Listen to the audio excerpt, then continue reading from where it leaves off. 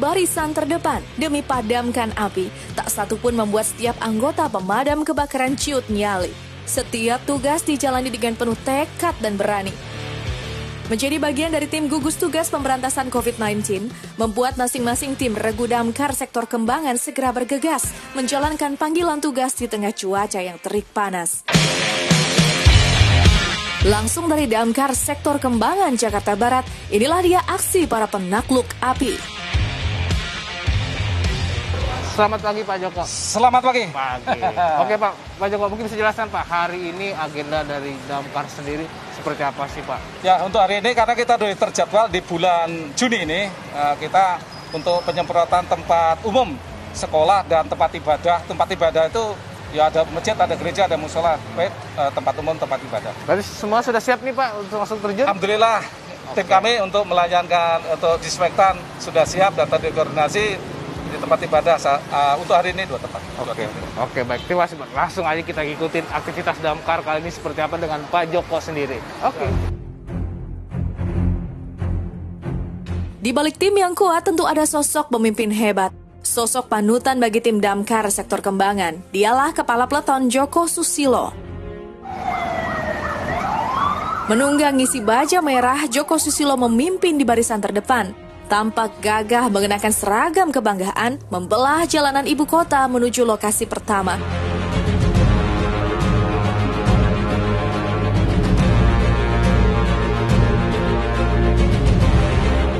Tak satu pun sudut tempat ibadah luput dari pandangan Joko Susilo. Dengan sigap, Joko Susilo ditemani Ketua Regu Rifai terjun langsung dari berbagai tugas, mengarahkan pasukan merah melakukan penyemprotan di setiap sudut tempat ibadah.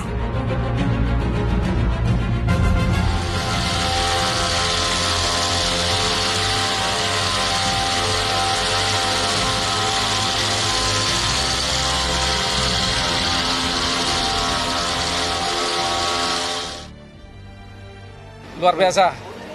Inilah pasukan Satria Biru. Saya mulai dari tadi timbang terima, langsung kita tugas penyemprotan, disinfektan, langsung panggilan lagi tujuan penyalaan 65 2 tempat. Balik lagi kita ya pemulihan tenaga lagi sambil menunggu barangkali ada panggilan untuk tupoksi kita.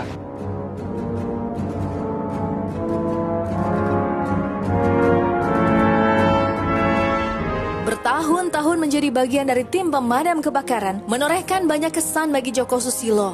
Bagi Joko, menjadi bagian dari tim pemadam kebakaran adalah sebuah panggilan jiwa, bukan sebuah pujian yang ia cari, bukan pula demi meraih penghargaan atas aksinya. Namun lambaian tangan dan senyuman nyatanya meninggalkan kesan luar biasa untuknya.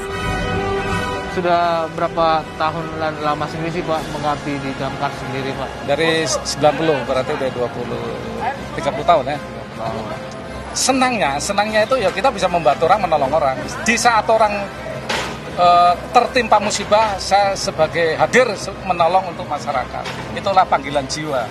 Di saat orang bersedih, menangis, teriak-teriak, minta tolong, kami hadir situ untuk membantu. Itu kalau kita berhasil memadamkan suatu kebakaran atau penyelamatan apa kita, itu luar biasa kebanggaan. Walaupun mungkin terakhir hanya dada ya, salam, terima kasih Pak, itu udah luar biasa buat saya. Di tengah wawancara, suara panggilan tugas dari alat komunikasi milik Joko Susilo pun berbunyi. Ya, masuk. 316 Bandung monitor, ada laporan warga sedang evakuasi ular kaca di Jalan Surya 06 di monitor. Ini padam ini. Oke, baik, Regu Rescue persiapkan, langsung meluncur TKP. Terima kasih informasinya. Jadi ada penyelamatan dari warga masuk untuk penyelamatan ular. Kita Regu Rescue akan kita luncurkan satu. Oke. Pemirsa, persiapan dari tim rescue yang nanti akan terjun langsung ke lokasi begitu dapat informasi atau telepon minta bantuan dari masyarakat setempat. Nah, kabarnya tadi Pak Joko dapat informasi akan ada warga yang minta tolong karena ada ular kobra. Nah, ini tim rescue pun sudah sigap dan siap dari peralatan dan ilmu-ilmu yang mereka miliki sendiri. Langsung aja kita ngikutin pemirsa.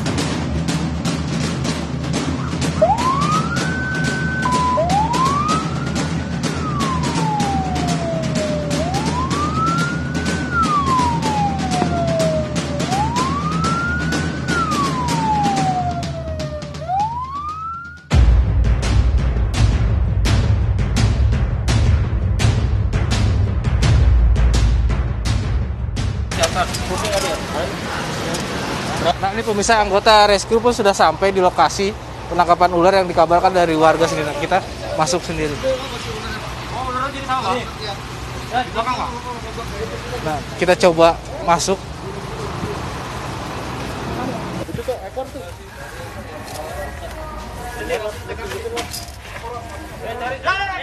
Nah, ini pemirsa. Nah, ularnya sudah ketangkap, sudah ketemu pemirsa. Ya, kita lihat secara evakuasinya dari damkar seperti apa.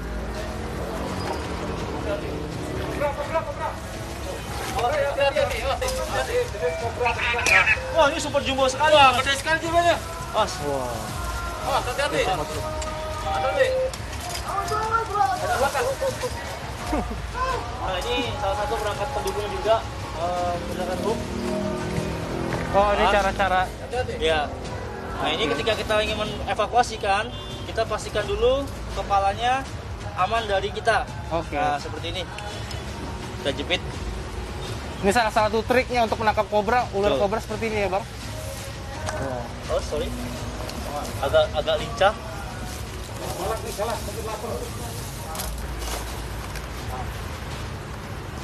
Aman? Oke. Sudah aman? Nah, kalau kita sudah mengevakuasikan kepalanya, jangan posisikan kepala itu menghadap ke orang. muka. Oke. Contohnya seperti ini nih. Dia akan menyemburkan bisa. Oke. Lihat. Kamera agak lebih dekat. Mungkin kita mau lihat. Lihat cara ular ini menyemburkan bisanya. Agak lebih dekat lagi. Ini seumpama kepala manusia ya. Oke. Nah. Lihat.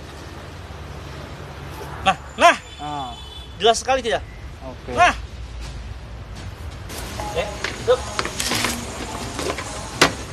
Terima kasih. Terima kasih. Terima kasih. Oke. Yuk, Dik. Tak satu pun momen dilewatkan oleh sosok Joko Susilo selama mengabdi sebagai bagian dari tim damkar. Di balik setiap misi penyelamatan, terselip cerita suka juga duka. Menjadi pemadam kebakaran memang sebuah panggilan jiwa, namun rupanya Joko juga pernah merasa kecewa. Kalau dukanya banyak, dukanya tuh kadang-kadang ya kalau ada kejadian kebakaran itu ya, kita baru nyampe udah diteriakin kadang-kadang katanya kita terlambat, telat. Kadang saya tidur di rumah nih kan saat off gitu, kan dapat telepon. Kalau ada telepon masuk kayak semalam, sebelum subuh jam 3. Pasti telepon penting, ternyata benar informasi kebakaran. Saya sampaikanlah ke yang piket situ. Jadi untuk mempercepat merespon anggota yang sedang piket saat itu. Saat bertugas di lapangan, terkadang para petugas kerap kali mendapat perlakuan kurang menyenangkan saat menjalankan tugasnya. Hal ini biasanya dipicu oleh kemarahan masyarakat yang kecewa dengan kinerja petugas damkar. Belum lama ini, petugas damkar di Makassar dapat bogem mentah dari warga. Padahal petugas itu tengah berusaha memadamkan kebakaran. 2 orang petugas mengalami luka ringan, sementara 1 orang harus dilarikan ke rumah sakit. Hal tersebut rupanya dipicu karena masyarakat tak puas dengan damkar.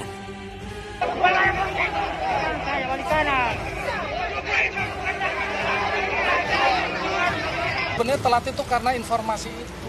Berita masuk ke kita, mungkin api sudah besar baru kita dapat informasi. Jadi peran serta masyarakat yang perlu dilakukan untuk saat darurat atau apapun kejadiannya segera. Begitu kita dapat informasi, telepon masuk melalui Alempati, kita langsung respon. Kita punya beberapa unit yang ada di tengah-tengah masyarakat. Itu untuk merespon pertama awal. Sebenarnya itu. Jadi kalau kita dibilang telat itu ya karena mungkin informasi yang telat. Berita masuk ke kita yang telat. Peristiwa tersebut langsung mengingatkan Joko Susilo pada anak buahnya yang pernah mengalami hal tak terduga saat menjalankan tugas. Paling saya tidak lupa ada anggota saya waktu itu menyelamatkan anggota. Justru anggota saya yang kebakar, Pak. Tapi alhamdulillah yang diselamatkan warga itu selamat. Tapi anggota saya terbakar sampai 60%. 2 orang itu yang tidak akan saya lupakan memperjuangkan anggota. Bagaimana kita akan memberikan reward kepada anggota yang punya dedikasi sangat mulia ini. Itu berbeda-beda. Medan penyelamatan, medan kebakaran, lokasi itu yang bisa beda-beda. Oke. Menjadi seorang petugas kapanpun dibutuhkan harus selalu siap membantu masyarakat, terutama saat tiba-tiba ada panggilan darurat. Belum usai mengistirahatkan badan, sekitar pukul 4 sore, sebuah rumah dan gudang parkiran di kawasan Jalan Pasar Dangdut di kawasan Cengkareng, Jakarta Barat terbakar, hingga menyebabkan awan tebal disertai kobaran api besar yang cukup mengejutkan. Salah satu gudang di kawasan tersebut rupanya milik pilot sekaligus YouTuber Vincent Raditya. Warga yang panik pun berlarian mencari lokasi aman. Sementara itu, kepulan asap kian meninggi disertai api yang menyala-nyala.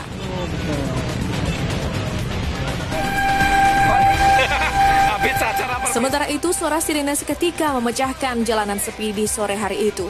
Rombongan tim damkar sektor Kembangan bergegas menuju lokasi Pasar Dangdut yang mengalami kebakaran. Jadi Pasar Dangdut, Pak, Cengkareng. Apa lewat tol aja kali ya? Oh, dipanggil ya.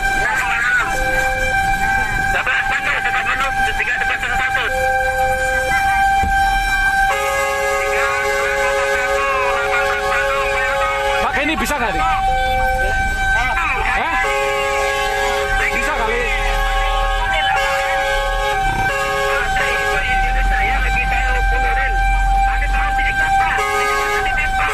Maju, satu jalur maju. Satu jalur maju. Satu jalur maju. Ultra kanan.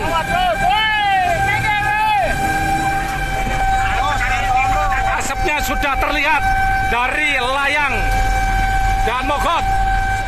Dengan sigap, tim damkar pun lantas mencoba mengendalikan kepulan asap dan kobaran api hingga petang hari. Jadi monitor buat seluruh jajaran KPGS Peak ini cukup gede, ini apinya digarangkan. Anginnya gede juga, monitor.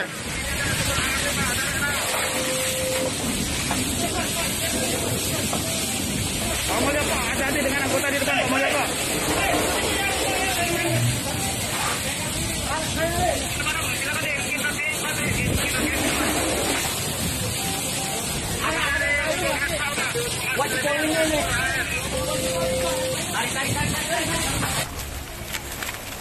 Udah mulai masuk ke dalam. Sebanyak 84 personil pun dikerahkan, dibantu sekelompok warga. Kurang lebih 3 jam lamanya api baru bisa ditaklukkan petugas. Karena dari akan menyebar luas. Ini udah kejadian di daerah Cengkareng Timur, kelurahan. Sebutannya Pasar Dangdut ya kalau orang. Pasar Dangdut ya. Pasar Dangdut. Cengkareng Timur, Kecamatan Cengkareng melaporkan dari saya. Pokoknya itu benar-benar sosok pahlawan kalau buat aku sih ya. Segala bisa deh, sampai ada hewan liar aja masuk ke pemukiman gitu, dia mendatangi damkar. Pokoknya kayaknya segala bisa, semuanya bisa, superhero. Salut sama mereka, para petugas pemadam. Saya doain semoga sehat-sehat selalu, semangat terus apalagi tengah pandemi ini. Semangat terus, sehat, jangan lupa makan, minum, ingat keluarga juga.